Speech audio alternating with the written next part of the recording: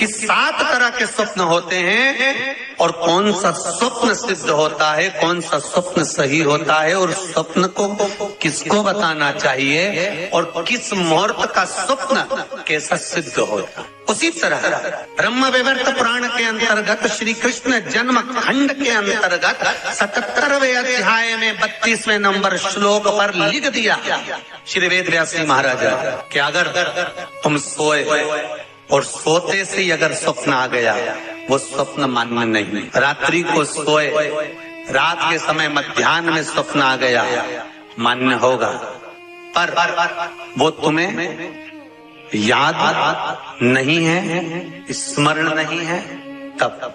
और फिर कहा ब्रह्म मुहूर्त में अगर आपने कोई स्वप्न देख लिया और स्वप्न श्रेष्ठ है, किसी से नहीं कहा, तो वो स्वप्न 2.5 महीना 3 महीने में सिद्ध हो जाता है, सम्मुख में प्रकट हो जाता है। स्वप्न की हाँ, स्वप्न में अगर सांप दिख रहा है, स्वप्न में सर्प नजर आ रहा है, पान का पत्ता, तांबुल पान का पत्ता, उस पान के पत्ते पर एक लाल चंदन से सर्प बना और सर्प बनाकर उसका शिव मंदिर में स्पर्श कराकर बहते पानी में छोड़कर आ जाइए, सर्प दिखना बंद। स्वप्न में कभी नहीं दिख सकता सर्प का।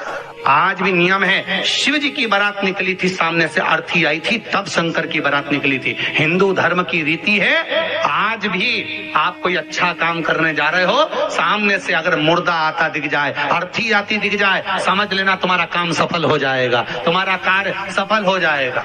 समझ लेना, आज भी नियम है, सामने से मुर्दा आता दिख जाए तो कार्य सफल है।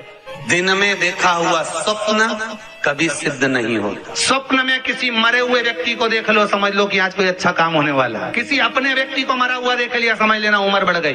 तो इसका मतलब ये नहीं है कि तुम शमशान के पास घर बना लो। हाँ, तुम्हारा क्या भरोसा, फिर तुम सोचो सीहोर वाला महाराज बोला है कि मुर्दे को देखो तो काम सफल होता है। तुमने कहा अपन मकान ही शमशान के पास बनाएंगे, अपन तो प्लाट ही में कर देंगे, तो वहां से रोज आता जाता मुर्दा ही मुर्दा दिखेगा।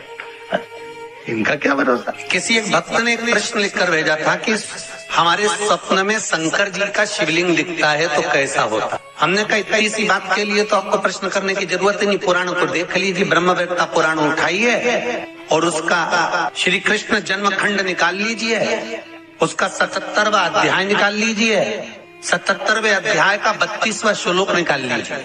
ब्रह्म मुहूर्त में तुमने देखा, सुबह का समय, तुम्हारी बुद्धि में, तुम्हारे विवेक में अगर शिवलिंग का दर्शन हो गया है।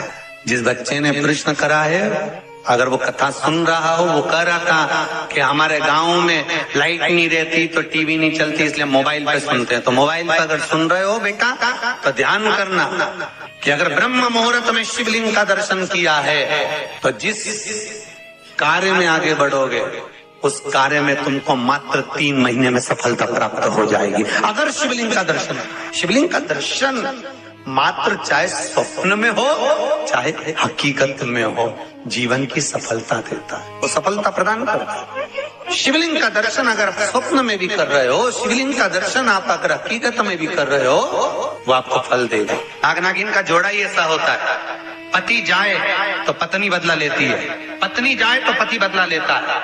इसलिए हिंदू धर्म की रीति है, गाड़ी के नीचे हाथ में किसी भी रूप में अगर आपसे सर्प मरा है, सर्प की हत्या हुई है, या आपने किसी के द्वारा सर्प पकड़ाकर छुड़वा भी दिया है, तो निवेदन रहता है चांदी का एक नाग नागिन छोटा सा बनाकर, छोटा सा उसको शक्कर के कलश में रखकर बांधकर शिव मंदिर में रखकर आ जाइए, उसको दे दो शिव बाबा को कि अब हमारी तरफ से हमने हाजिरी लगा दी, हमसे दुख, हमसे गलती हुई, हम क्षमा चाहते हैं। गलती मनुष्य से होती है, मानव से होती है, हो गई गलती, अब आपको साथ याद रखिए। जिनको स्वप्न में सांप दिखते हो, सर्प नजर आते हो, या घर के बाहर या घर के अंदर बार बार सांप आते हो, तो भगवान शंकर की 5 लड़कियों का नाम लेकर पान के पत्ते पर चंदन से 5 सांप बनाकर शंकर भगवान को छुलाकर, जिसको स्वप्न दिखते हैं उसके ऊपर से 21 बार उसार कर बहते हुए पानी में डाल दीजिए, स्वप्न में कभी सांप नहीं नजर आएंगे।